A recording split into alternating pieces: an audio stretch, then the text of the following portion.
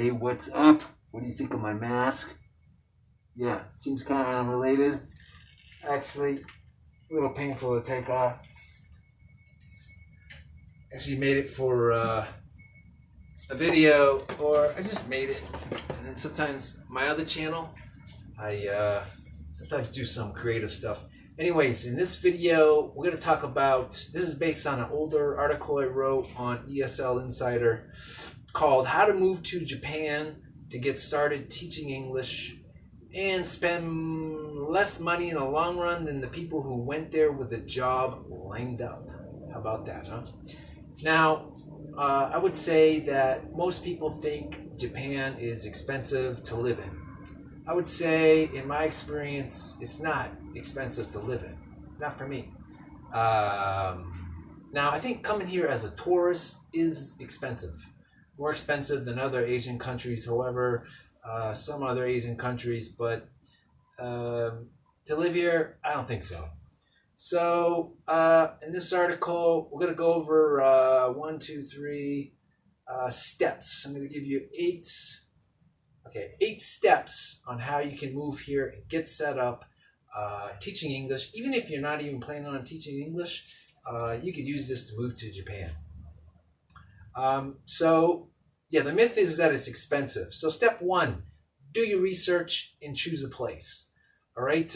Now, of course, if you want to go to Tokyo like everybody else, then it's going to be more expensive. It's like that everywhere in the world. The biggest cities are more expensive than smaller cities, right? This is, So you can enter Japan on a tourist visa, and you can change that to a work visa or any other kind of visa in Japan. And that is unique to Japan. Like in China, Korea, Taiwan, like I've taught in all these places, lived in all these places. And in those places, you have to leave the country, go out of the country again to change your visa and stuff. Not in Japan, if you have enough time. So number 1, do your research, choose your place, okay? Step 2, get a ticket to Japan. That's right. So this is kind of a little bit more like, what's that? Aim first, shoot later, aim second kind of approach. Now some of you may be thinking, that sounds illogical. Like, shouldn't you line everything up ahead of time? So there's some advantages to lining things up ahead of time. All right, and basically that is security. All right. Now every place that I've taught English in, I lived in Asia, I didn't have a job lined up. I moved here without a job, and I figured it all out. I got it all going. I think there's more benefits to doing it that way. However, if you're the adventurous type, and I think it's up to you. You can do it both ways, but I think if you're the adventurous type and you like freedom and you really want to set your life up and maybe save some money, it's better to go there and look. A lot of benefits, okay? I made other videos about that. I'm not going to go on that. So step 2, get a ticket. Step 3, find cheap short-term housing in Japan. Now, this is a challenge, okay? Because no one's going to rent a apartment to you without a real visa, okay? So if you come here on a tourist visa and then you go out and you start looking like, okay, I want to rent a house for a year and live here, chances are I think that the rule is legally you have to have a visa before anybody is going to rent a long-term house to you. But here's the thing. Here's how to do it for cheap, all right? You want to find something called a share house. Now, I did this when I came to Japan. A share house is like sort of somewhere in between a hostel and an apartment. It's like basically they can vary in quality and type and whatnot. I stayed in 3 different ones here in Fukuoka, and basically like you get your own room. Usually you get your own room, or you can't get your own room. It depends. You can get your own room, and then you share a bathroom and a kitchen with other people. And they can range in quality. So here I said, anything in this video I forget, I'll put in the description below, or you can check the article. I'll link to it here. So In Fukuoka, I stayed in 3 different share houses. All right, they could range. The ones I looked at range from about 35,000 yen to 60,000 yen a month, and sometimes those included utilities, sometimes not. So 35, that's about 300 in generalization here, $350 to $600. Okay. Ones I stayed in were, okay, here I got it. I paid 42,000, 47,000, and 50,000 yen a month, which is about 400 to $500 a month for 3 different rooms. And actually, I stayed in 3 different share houses. So I guess I updated this since. Anyways, so 400 to $500 a month.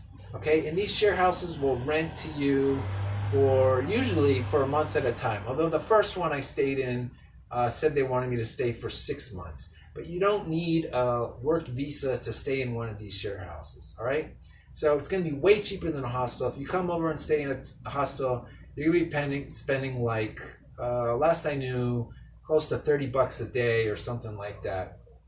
Maybe there's cheaper ones, but last I knew it was about that. So $30 a day, what's that? Times 30, that's $900 a month for housing, versus somewhere between $350 and $500 a month. So this is pretty cheap, all right?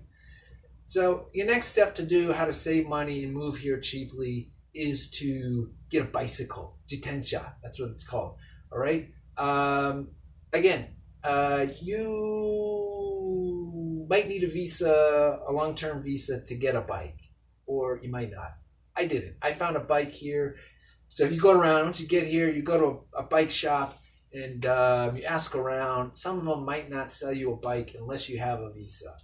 But just look hard. I think you'll find one that will, or there's another option. So basically, I bought a bike without the you're supposed to register a bike. It's like they're really strict about bikes here in Japan.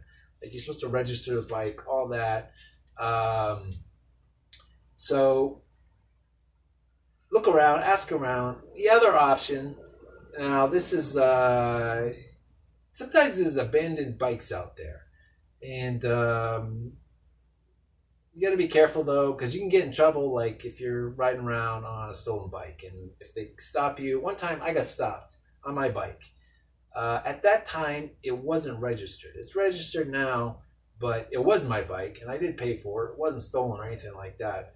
But yeah, one time I got stopped. So get a bike. This is cheap transportation. It's cheaper than taking the subway and all that, or riding a car or whatever. A bike is good. Get a bike.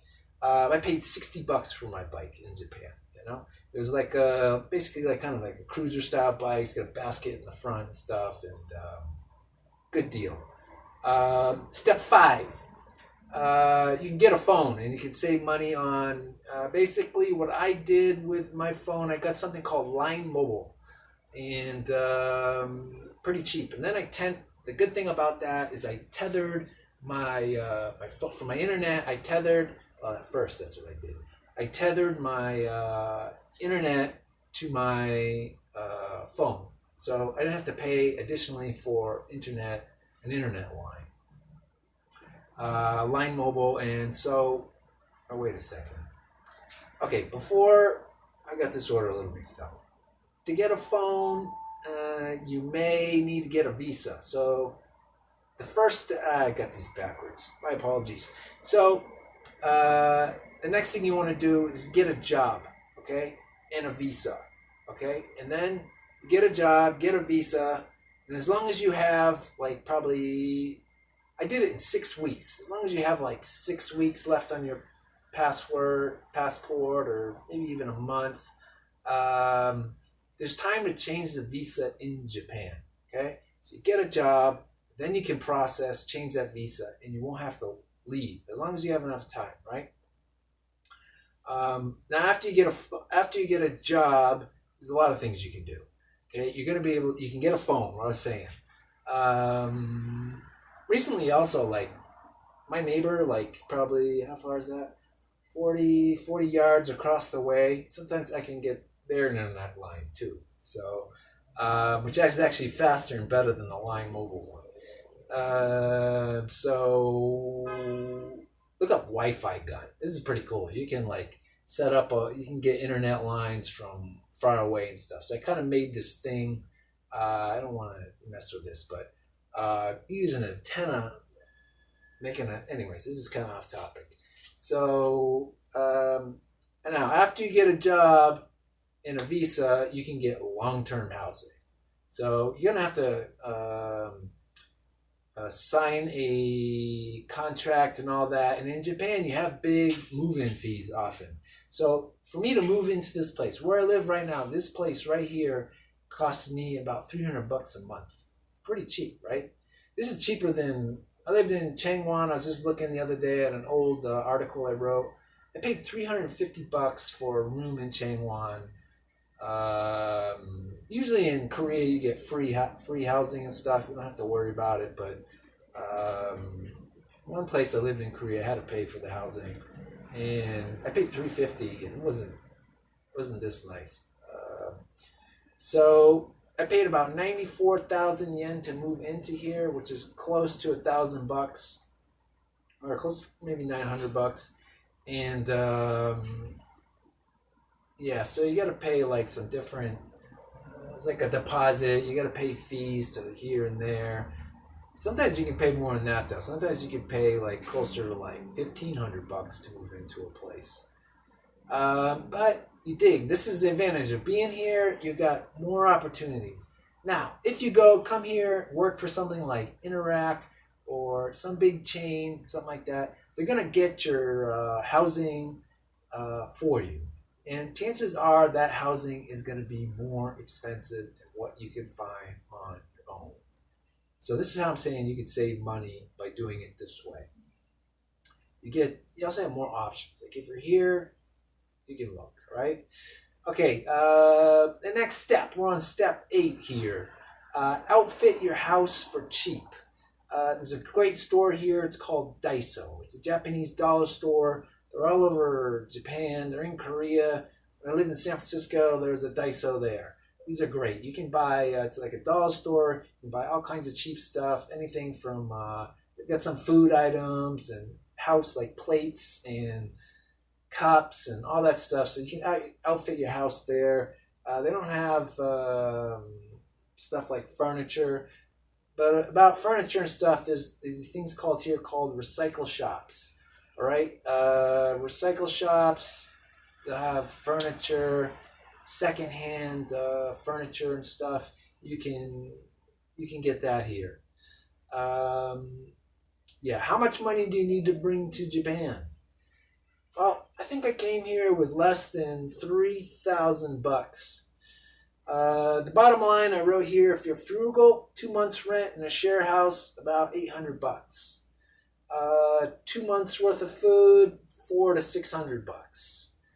A bike, $50 to $150. Miscellaneous expenses, $300. That's only about $1,600 to $2,000. Okay. So, anyways, this is Ian. If you have any questions, let me know down below, and if I forgot anything, I'll put it in the description. I hope this helps. This is how you can move to Japan cheaply and maybe even save money in the long run compared to someone who came here with everything lined up ahead of time.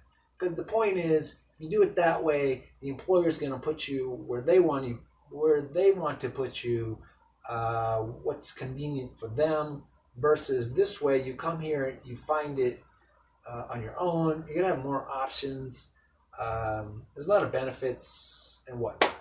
So anyways, this is Ian. Thank you very much. Have a good one.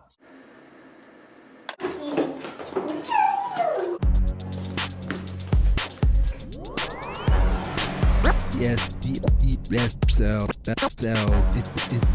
insider.